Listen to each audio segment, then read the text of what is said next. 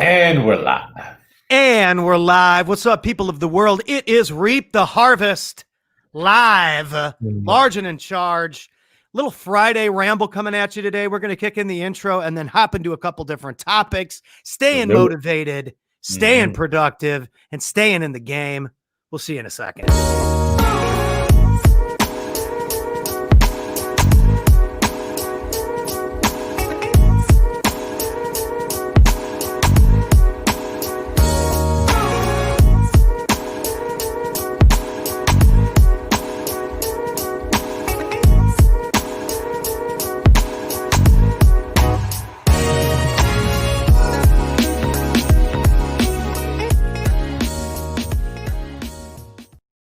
So groovy, so classy, and so smooth. It is the Matt Tack Reap the Harvest live show. How you doing, buddy?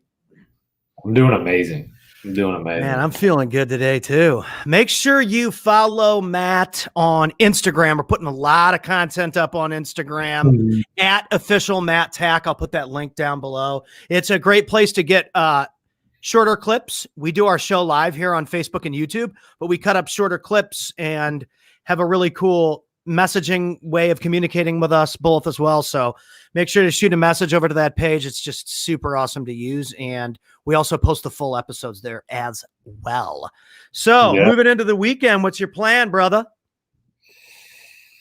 Dude, I actually haven't even had time to think about the weekend. We've been busy. We've been working on a few things. I actually posted something on Instagram the other day, just getting punched in the gut. Got punched in the gut this week with a couple deals. We underwrote them well, though, which is a good thing. And we expect to hopefully get under contract a little bit later today. So a little bit more activities kicking up. Got a couple closings at the end of this month. But I was like, dude, I was actually thinking about this. Like I have, I work my ass off. So like I work incredibly hard, but we haven't, I wouldn't consider myself like, I see some of these guys, man, they're like closing every other day, doing this and that and the other. I mean, we're at anywhere from, I would say, high end 7 a month, typically between 3 to 5. But I was thinking the other day, man, it's been a minute, right? I'm like activity. But like, I was writing something on Instagram, my phone died, but like my anxiety levels were going up. And I'm like, from Instagram or just from work in general? No, just from work in general. Right. Closing deals, like more deals. Got to be deals. Like I'm just thinking. Yeah, that can make you a little crazy sometimes. Dude, it was just, and so I was thinking about it, I was reflecting, and I was sitting down, and I was writing something out on Instagram, but then I also found the importance of like kind of like the journaling piece, right? Like writing stuff down. I don't do it as often as I should. But like journaling, just kind of like putting your headspace on paper, and identifying like what is the toil for, right? If I'm losing out, like if I'm grabbing my phone. And so I was listening to, it was pretty good. I was listening to Jay Shetty. He was interviewing a monk. And Jay Shetty's pretty cool because like he has this whole like kind of this monk philosophy, right? Yeah, he's got the whole positive quote thing. I follow him on Instagram. Yeah, he's cool, man. So, but this monk, he was like an 80-year-old man, and he talked so slow. It was probably a podcast that could have been 20, maybe 25 minutes. It was like an hour and a half long because the guy left out sentences for like, it was so ridiculous. But everything he said was just like, oh my gosh, just trying to grab onto everything this guy could say. The cool thing about what he was saying is you have to know how you're charged, right? And he's like, he actually used the cell phone as like kind of a metaphor, is related, right? I saw the little cell phone charge on your workout video later that day. Yeah. How you working out and then the thing charged up? You like it? So I did that perfect. So anyways, I like how you saw that, number one. I noticed all the little edits you add. I'm like, ooh, Maddie's adding a little edit in there. I like it. So, but he was saying how he's like, look at your cell phone. and how useful is your cell phone? Like, it's pretty useful, right? It's my livelihood, you know, it's how I use it every day. I'm on the phone, I'm doing various things. And he's like, it doesn't do you any good if it's not charged up. And I'm telling you that saying it, like, it took him like 15 minutes to say that, but it was awesome. So I'm like, right. Oh gosh, man, how powerful is that? So thinking of in terms of like the metaphor of the cell phone, we aren't good. We ourselves aren't good if we aren't charged up. And it's like, how do we charge up, right? What's that layer we charge up at night? I was even just telling you, I mean, we got punched this week with just a couple of things that were like, oh my gosh, man, I'm waking up at 4:30. I got to keep an eye on some contractors. We just got to get things like continually moving. And it came down to where, dude, I was like, you know, I definitely, sleep is so important to me, and my sleep patterns were getting shortened, and I was like kind of stressing out. My anxiety levels were going up. And then I had to do kind of a reflection period, like come back home, right? And how do I charge up? I charge up a couple different ways, but like the two main ways I charge up, number one is through people. So I know not everyone does that extrovert, introvert kind of mentality. Some people charge up. I like kind of sitting, relaxing, meditating. I can charge up that way, but I'm wired a little bit differently. And then, the other way I charge up is physical exercise. I can once I get that endorphin kick, man, I can plow through some things. So physical exercise is so important to my overall like kind of mindset and health. And then, how do you charge up in other ways is sleep. I talk about sleep a lot, but you have to sleep. Like, if it's conditioned, like you definitely can condition your body to operate over the course of like 4 to 5 hour patterns of sleep. People think, oh yeah, I operate better that way. That's full of shit. Because I can't operate without sleep, dude. I have to get sleep. Yeah, the long-term effects of that, and that your conscious decision making with lack of sleep, when you put yourself in more like stress-based environments, lack of sleep then creates choices that are different, right? That are going to go more towards almost like a scarcity mindset. With abundance of sleep gives you abundance of a mentality, right? To make better decision-making processes. And it just, it's one of those things. So I know I'm going off on a tangent here, but I mean, the reality is kind of coming back home. How do you charge up? We need to know how we charge up, right? And the charge up comes from people do it in different ways. I'm just explaining like my top 3 ways that like I'll charge up is going to be, through people. I charge up legitimately through encouragement. I love encouraging people. And when I can encourage, man, that fills it up. Like I get charged up. I get revved up for doing that. And then physical exercise and sleep are the 3 like kind of primary sources as far as kind of like charging up that battery source to make sure that you're pushing out some high octane. But yeah, dude, this week was a freaking struggle. So honestly today, which I very rarely do this, I'm like, screw it, man. I'm shutting off the alarm and I'm sleeping in. So I slept until about 7:30 today, which is, I don't often do that at all. I'm usually getting up, grinding pretty early. Yeah. But that's good, man. I mean, I'm the same way. I got to get to bed early because I'm going to be up early, 5:30, 6 o'clock. Yeah. 6 o'clock, like you said, 6:30 or something is like sleeping in for me. That's like crazy good. And I go to bed early. So it's just necessary. I'm operating right now at a better pace, at a better momentum than I ever have.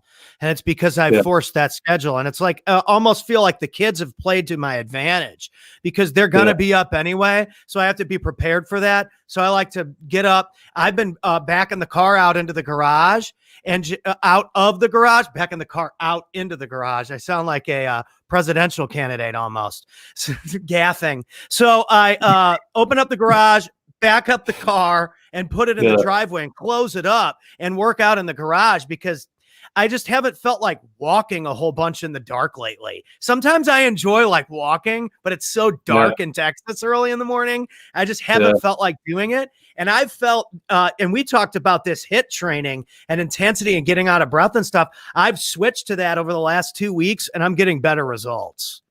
Yeah, dude, it's hit and just like walking and running, and it's like concentrated. On Instagram, you see my my time lapse, right? Right. Working out. So what Yes. I'll do when I'm even at the gym is all power sets.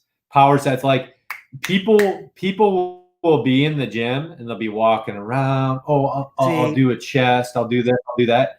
I'll pick three at minimum of like three exercises in essentially a circuit based training, and I'll knock all three of those out. And a lot of times I don't. So I'll incorporate what they consider like a stabilization type exercise. So a stabilization type exercise, I use a lot of the Bosu ball. So the Bosu ball is huge. And what that does, a while back, I think I did a live on this, but like stabilization type exercise, especially when you get older, are so important because your body is not as elusive, right? So like when you like trip or fall and you're like 50, 60 years old, right? Typically you're not catching yourself as quick. But if you're training, putting yourself in different training environments where you're like a little bit off base and there's a little bit more like kind of like ancillary resistance, it's setting you, it's like kind of, it's again, dude, playing the split move, right? Moving your legs, split move, and then the power squats and all that kind of stuff. I follow the Insanity videos, and that guy just runs you into the ground. Like the warm up on that, the warm up is so hard that by the time you're done with the warm up, you're like, I can't believe there's 32 minutes left in this thing. But that's good. I'm way more out of breath. I'm concentrating the time more on a higher level because and I'm getting better results. So there you go. I've cut down the time. I enjoy walking around and I enjoy doing calls, and then I run a little bit, but I feel like this is way more effective. Taking it back to the college basics of when I had a dorm room or a 1-bedroom apartment and a computer, and I have all these files from back in the day, and they're hard workouts, man. They run you into the ground. So it's fun. It's fun. But I've definitely switched to that HIIT training because it gets me way more out of breath. And I notice I feel like I'm burning longer at a higher rate than if I'm just on the slow grow. That's the whole point of my buddy owns a couple Orange Theory Fitnesses, and that the whole point is when you get your cardiac output, it's called your VO2 max. I'm super nerdy about this stuff, but when you get your VO2 max up to a certain level where your heart rate extends beyond, you can extend your cardiovascular output, meaning your caloric expenditures, up to 24 hours. So like we talked about that on one of these episodes, and I'm like, you should bust out the laptop, do something different in the morning, make it 45 minutes and go as hard as you possibly can, as long as you can. If you get tired at the end, modify. And that's what I've been doing, and I feel better. So there's got to be something behind that. Kind of the point there is, that's a battery charging source for you, right? And staying consistent with it, that overall consistency along the way, it's massively important to have the battery charged, right? How am I charging the battery? Kind of going back to the topic, dude, it's amazing to kind of have that source. There's so many people that say, I heard somebody the other day, I don't like to run. Yeah, I didn't like to run either until I know it was like a battery charger for me. And now you know how much like create the crazy level of productivity I have because of that. It's pretty darn good. So anyway, if you're already doing something in that time anyway, right? I mean, modify, modify. Well, that was also another thing. So I was listening to a podcast the other day. It was actually the guy that started up the Spartan races, right? Oh I know what those are. Yeah, that dude's the man. So this guy owns a farm in Vermont, and he does a lot of like pilot testing, like at his grounds on people. And so there was a dude that was his first beta was this guy that was like 600 pounds, right? And this guy was like eating full bags of Oreos. Like, I mean, it was just ridiculous how he got to 660 pounds, right? So he brings him on the farm, and he's like, "Look, man, I know I'm like obviously in a little bit better shape than you, but like what I'm gonna do is I'm gonna carry around extra weight to like have like us go tandem with each other while we go through these workouts every day. So he literally attached like a 50-pound kettlebell to him, and he would take it everywhere. He would take it on flights. He would take it to the grocery store, and he became known as like, oh, the kettlebell guy. So anyways, he's working out with this guy that's 660 pounds. And they get through, I think like a month or a month and a half together. And this guy's down like 150 or 200 pounds. Oh, wow. And the guy looks at him, the rather large man looks at him. He's like, dude, I need to go to the hospital. And he's like, what do you mean? Well, you're not a doctor, and I need to check out my liver levels. It's like, wait a minute. You need to check out your liver levels now, that because you're getting like healthier. You weren't checking out your liver levels when you were eating, 15 bags of Oreos a day, slugging down like 2 liters of Coke like it was a can. Like, you weren't checking out your liver levels then. You need to check out your liver levels now. Like, it was just one of those things. But it's just insane how like people's mindset works, right? Okay, when is the right time? What do you mean you don't like running? Like, when does your health come in play? And so anyways, I go back, and that was kind of like, try to, hey, how do I get into the mindset of like, I need to get healthier? And that's good. But then there's also another element that I struggle with, right? So he brought in another beta test of like, I think it was about 10, 14-year-old kids. And then he brought in 2 adults, which the 2 adults don't really go in the story, but it was actually funny what happened. So he brought in these 14-year-old kids, and then he brought in these 2 adults, and these like adults flew in from California, and this other guy flew in from like Georgia or something like that. They go to this hill in Vermont. They're looking to get, a mindset shift out of it. Within 24 hours, they were supposed to be there for like a full month. Within 24 hours, the two adults packed their bags and left. They're like, I'm out of here. so the 2 adults, this guy's like hyper intense. But then get this is what's crazy. And this is kind of the culture we live in. But these 14-year-old kids did an amazing job. And he wanted to reward them, right? So they got through a couple weeks, and he's like, look, guys, this is what's going to happen, right? I'm going to give you a couple different options. I'm going to give you, because they're on a very tight diet. He's like, I'm going to give you a big buffet, like a really nice buffet, pizza, ice cream. They hadn't had any desserts. I'm going to give you pizza, ice cream. I'm going to give you everything. Or you can have your phones back for 1 hour. Guess what they picked? The phone. The phone. Yeah. They 14-year-old kids picked the phone. They'll get pizza and ice cream later anyway. They picked the friggin' phone over food. Like, awesome. These guys. So it just shows like this, like the dopamine that goes in, the drug that's related to like our phones, right? And how we're like, we tend to like overindulge in these things. So anyways, I know like I was going off on a bunch of No, I like it, dude. It was a phenomenal podcast, kind of like representing a couple different things, right? How a lot of times we're just an enemy of ourselves. Like when we're slugging back like 2 liters and eating Oreos, and then we're like, right. When the resistance gets there, when you're in the HIIT type training and you're like, oh, I need a little bit more. I need to get a little bit more cardiovascular output. You're like, actually, maybe this is too much because my heart is pumping a little bit harder than it should. Like, the reality is, like, if you have underlying heart conditions, like, you got to think of those things. But if you don't, right, and you're pretty healthy and you want to put yourself, your greatest growth is going to be in your resistance, right? Absolutely. That's the greatest growth. Like, where is the resistance? Where can I lean in to grow? And that's not a time to check your vitals, right? It's not. No, it's not.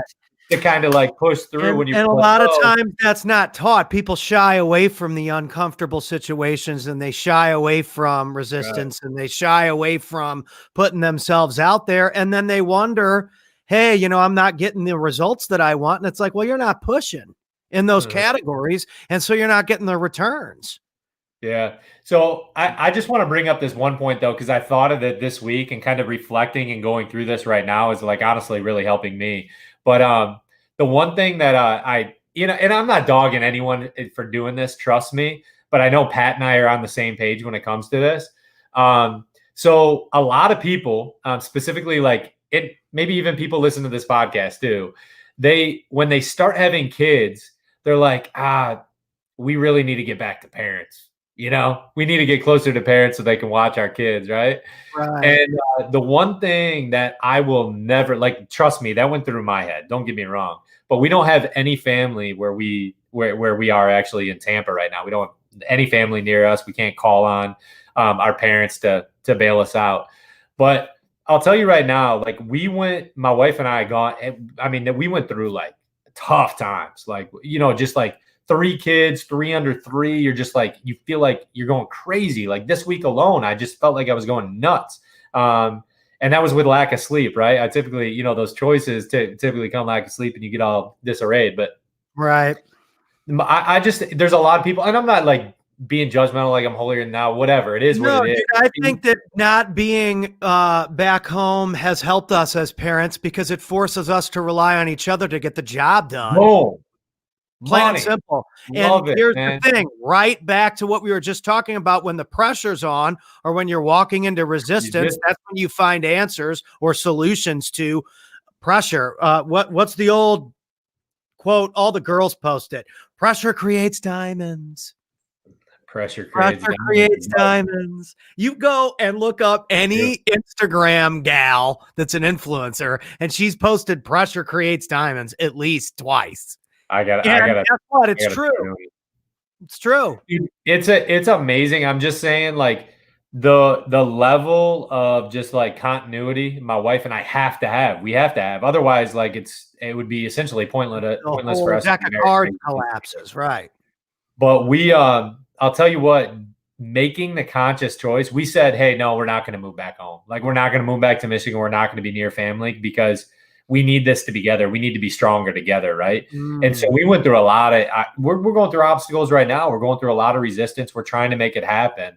But like, I got to embrace that resistance, right? I got to embrace it. Every day I feel like that these kids, I'm like, they're going to take me over. Like, I'm like, what's going on, babe? I was like, how can we get better? Like, what are we going to do?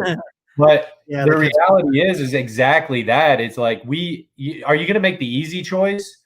Like the easy choice, I'm just putting like, this is one case. Like, you don't like, you can move close to your parents if you want. Here's the truth though. Listen, here's something I learned is that whenever, you know, mommy and daddy said they weren't going to bail me out on anything, that was when I became the most successful in those areas, because I didn't have a safety net.